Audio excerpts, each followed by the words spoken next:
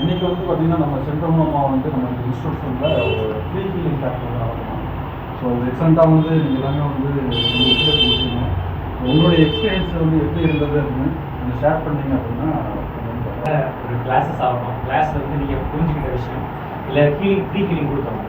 அது ஹீலிங்க்கு முன்னாடி வந்து உங்களோட மனநிலை எப்படி இருந்துச்சு, ஹீலிங் வாங்கின பிறகு ஏதாச்சும் ஒரு சேஞ்சஸ் நீங்கள் ஃபீல் பண்ணிங்களா, இல்லை ஃபீல் பண்ணது ஏதாச்சும் ஒரு பிரச்சனைலேருந்து ஏதாச்சும் ஒரு சேஞ்சஸ் ஃபீல் பண்ணலாம், அதுக்கு உங்களோட ஒப்பீனியன் ஏதாச்சும்?